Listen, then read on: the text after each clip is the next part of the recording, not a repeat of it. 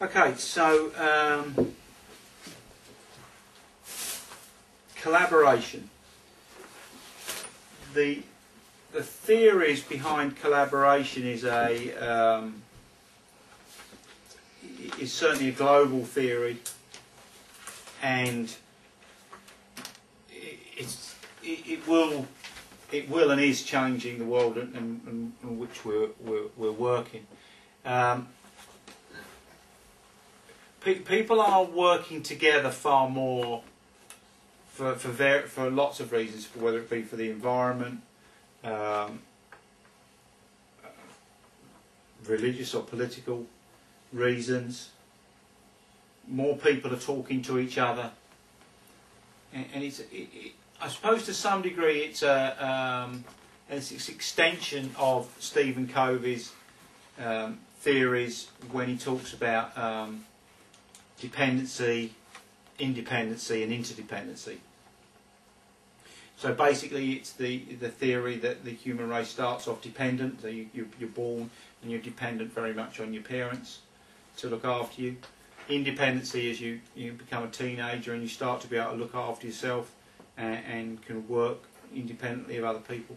And then the advanced stage, which is interdependency, where you collaborate or work with other people for an even better future than you could produce on your own. Now, certainly within this industry, I think that the industry itself is very defensive, in that I've got the answers, no, I've got the answers, no, I've got the answers, no, I've got the answers. It's sort of very much, all trying to shout and scream from their own camp that they've got it. And to some degree, what do you think that we're doing here at the WGTF? We're saying, well, hold on, we've got some answers that are different from the ones that you've got. But it doesn't necessarily, as I've already stated, making it right. It's just another opinion. But what we want to do is work together, collaborate together to produce better results. This starts with you here now, how you work together this week as a team to learn more than you could as an individual. And I guarantee you, and I'm sure you're already sitting there, realise that you're going to learn more if you work as a team.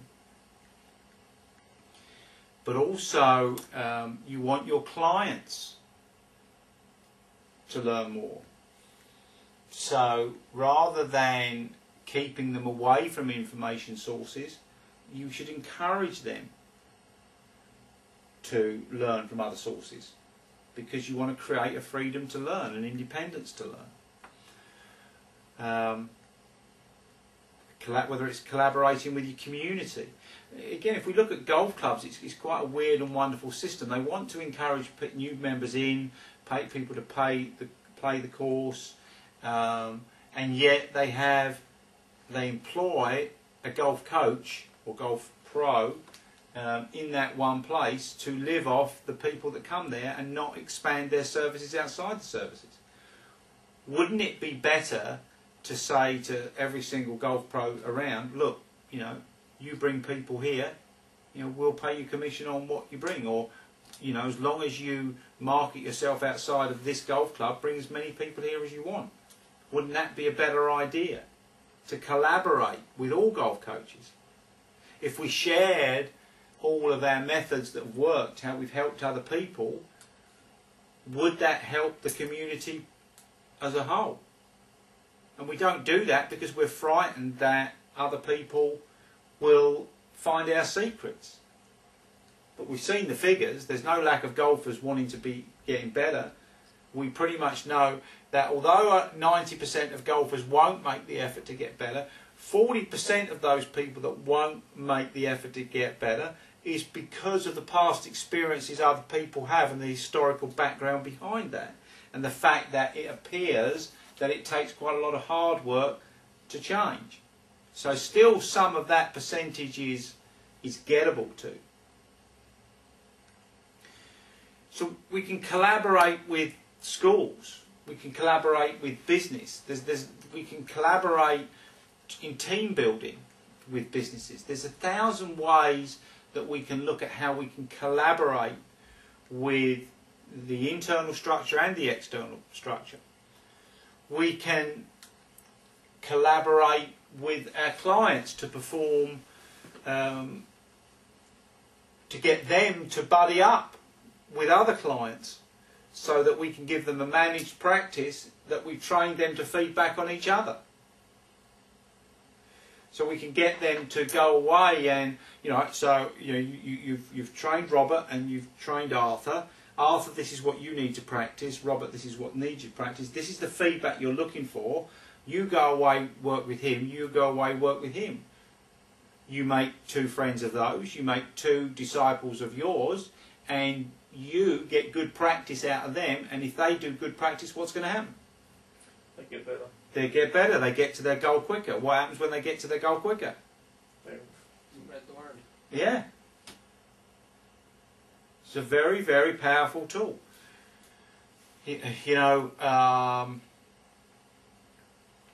Paul's coming in with his TrackMan on Wednesday. Yeah, you could say, I've got to go to get a TrackMan, or you could say, right, anytime I need a TrackMan, I'll just take him along to Paul. It's £13,000 or something. Don't quote me on that, but I think the top of the range TrackMan is a lot of money. Do you need to go and spend that money yourself? No, just take Paul. I take my clients to. I've taken my clients to see Joe Daniels. I've sent clients to Mac O'Grady. I've taken my clients to see Matt Belsham. I collaborate with the people. Sometimes I'm too busy. Sometimes I haven't got the skill in that area. There's loads of skills I haven't got. What I learned, one of the first things I said, what I've learned is, I don't know whether I finished that off actually, what I've learned is to always go with the world's best. Not to mess around taking information from, getting feedback from people that I'm not sure whether they know their stuff. If I want to know about the golf swing, I will go to Mac O'Grady, Joe Daniels, Matt Belsham, or anybody else that's got a piece of information that might be relevant.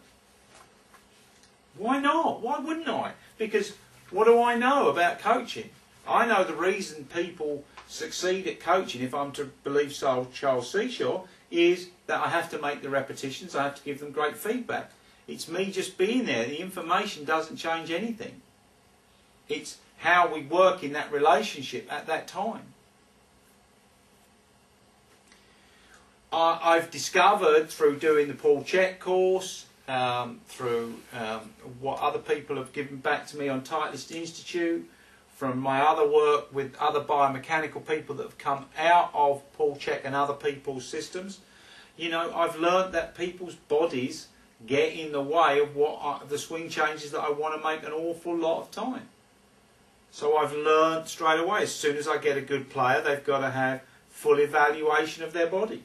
Find out where the strengths and weaknesses are. Most time they will be doing some sort of remedial work, some sort of recovery work, some sort of repair work, some sort of strengthening or stretching before I can get them to make the swing. A lot of lessons are purely me stretching people's muscles, but the trouble is it doesn't necessarily strengthen the muscles. It might even weaken the muscles, even if I get a bit more manoeuvrability out of that.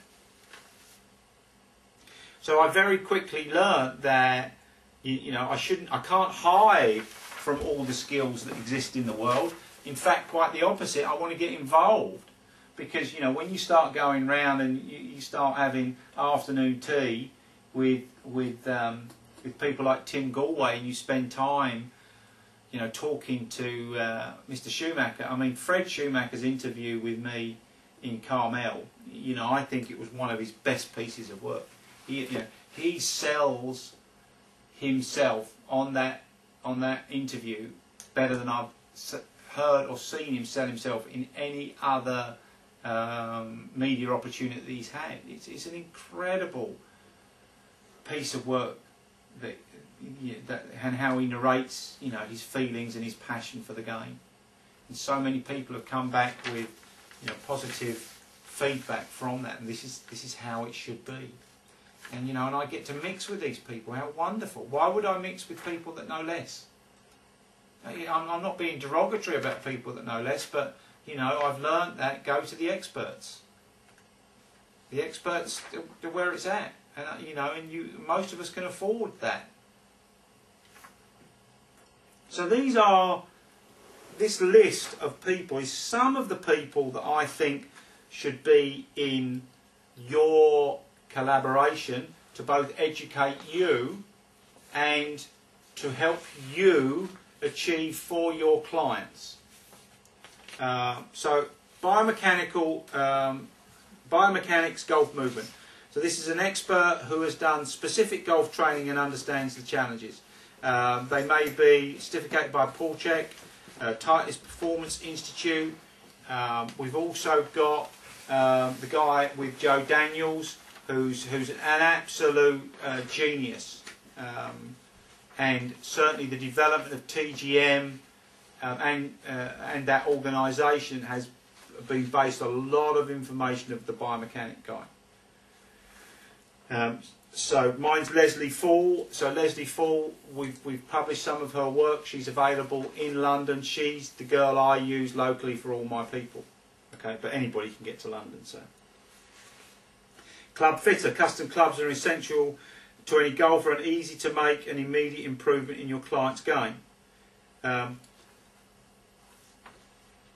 Sometimes the one thing that's going to make the most difference compared to the blank canvas is simply go and get a new set of golf clubs. It was a specific instruction to a guy that came to Ireland a long while ago, and he was talking about this and talking about that and making this change and making that change, and he had a mixed set of clubs with mixed shafts and they were old, and without a doubt his swing was far better than the results he was getting. So the one thing that was going to make the most difference was new fitted clubs, and that's exactly what I told him to do. There was no lesson. Go and get fitted with new clubs. And sure enough, I got the phone call. I was just shot my best round ever. What more can you do? That's the club. They then can decide whether that's enough. But why? Why would I put them through any sort of unnecessary workload? Obviously, he had to have the money to do that, and that money not be an object, a problem for him. Yeah. If it had been, then that wouldn't have been what I suggested, would it?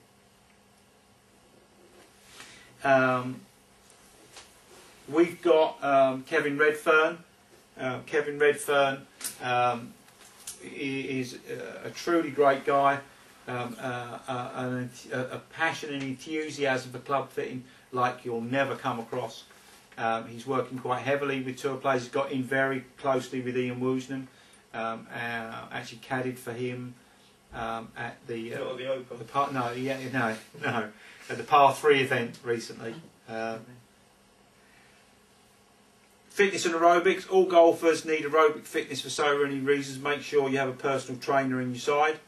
That's obvious. But again,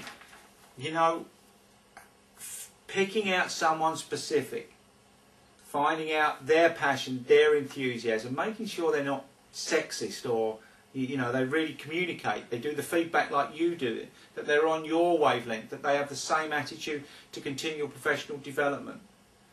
When you befriend them, then you're putting your clients in safe hands, but then every single person that plays golf, that go to them, they will recommend you.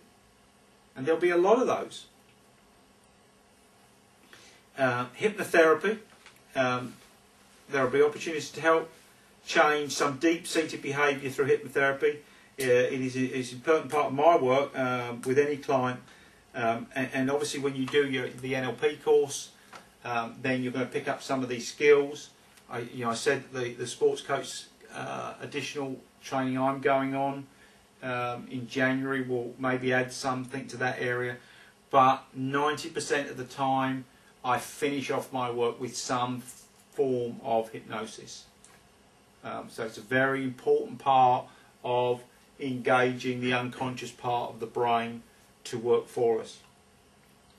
I've got here that our local hypnotherapist is Mick McAvoy, and he co-presents the NLP courses with me. He's actually in Czechoslovakia at the moment. But again, same principle. Yeah, you find somebody that can do your hypnotherapy work for you, that you can recommend, that you can trust, and then collaborate with them. Technical. So for the moment, all right, I beg you to do this. Email me, send me pictures. If you don't know what you're doing, call me, ask what to do. Send a film, I'll tell you what to do with that client compared to the information that you've got. Okay, so don't be frightened about not knowing stuff about the golf swing. Be frightened about giving them the wrong information, for sure. Again, I will ask for Joe Daniels' feedback. I will ask for Matt Belsham's feedback. If I've got a challenge, if I'm not sure what I'm doing, I will get their feedback, see what they think, their opinion. That's not saying that I haven't got enough knowledge. It's saying I value other people's opinion. I don't. For the sake of my client, I don't want to be going down a wrong alley. So yeah, sometimes I want a second opinion that I'm doing the right thing. That's not. You could say that was lack of confidence, but I put it down. It's caring about my client. I doubly want to make sure that we're doing the right thing for my client's sake. Pilates, an obvious core stability, core strength. This again, when we do the core state tomorrow, you'll get a reason why that core stability is so important. So Pilates definitely involve them in your work. Yoga, Tai Chi, exactly the same thing. It's a fantastic area for development because it is a mind-body relationship, and we need to be connected to our body, connected to the energy that's around us, stable, centered, aware and open, and only through doing some of these exercises will we achieve those levels. Probably the sports massage is one of my most, in the locality, that is one of the most often that I use. So virtually, near enough, all of the people I say I want you to the sports massage once a month. And they are generally cheaper than your fixers. Yeah, so because obviously you're going to need your different from the biomechanics. You're going to need your chiropractors and that sort of thing within your circle as well. And but the sports massage can be very preventative. Okay, so you can actually avoid getting into trouble in the first place. So then I produced a small code of practice for your group. So the code of practice that I've set up is that all members seek to understand all aspects of your fellow members' practices. So this is to spend time. Again, you'll find this sort of code of practice written in business networking groups, or those communication networking groups, BNI, Business Network International, those people that you may get involved with. So you need to understand what people do, why people do it, what the benefits are, and be able to communicate that to your clients. Stay alert and aware of other members' services that will help your client. Always put the client's needs before your own, even if it means they spend money with a fellow member before yourself. So that club fitting example, although that was in Ireland, so it didn't fit into my collaboration, that would have been a key example.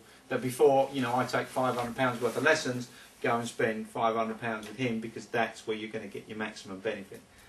If you then, start that and decide you want to get even better, then it may be appropriate for you to come back and have lessons off me.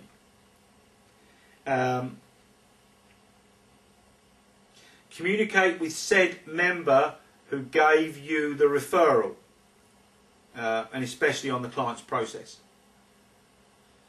Keep marking materials of all your fellow members. So again, that's a networking thing. So you'll have their leaflets, you'll have their business cards, and you will give those you'll have always a stack of their business cards so you can give out to your clients. Spend at least an hour a year with each fellow member understanding their practice. So actually go and see them working. Go and see where they work, how they work. Again, just basic networking principles. All members will meet as a group once a year. and be committed to doing that. And no excuses for people not turning up. If people don't turn up, then unless they've got a valid reason, then they've got to be out of the group. Keep at least 20 cards of the other members at all times with them, or at least at work, in the car and at home, with one each in wallet, purse or constant travel bag. All members understand exactly what type of referral and client you are seeking. So again, this is quite important. You know, what exactly are you looking for? You know, there's no point sending, you know, him some plumbing work if the guy's got £10 and wants, you know, a new fitted toilet, and you know that he's a troublemaker. Don't give him that referral. Give him the referral that you know the guy really appreciates great customer service and is willing to pay, you know, a little bit extra for that special work. Send him that referral. Yeah? So it's very important you find out what they want and what you want. Look, I don't want somebody that wants a quick fix. I want somebody that wants to get good, really appreciates good service, only wants to employ the best, and is willing to go that little bit extra. That's the type of client I want.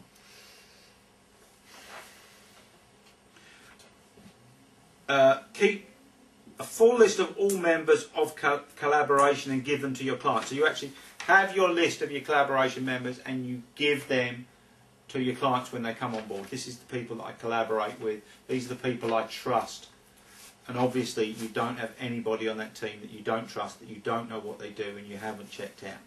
Okay, absolutely vital. Because again, you're only going to be as strong as your weakest link, aren't you? Each member of your team should be encouraged to develop their own personal team to extend their networking. So obviously you want this collaboration to go on. So the more that they collaborate, then the better it is for your system, because then your knowledge of, you know, the fact that they've got this special coach goes out to those people as well.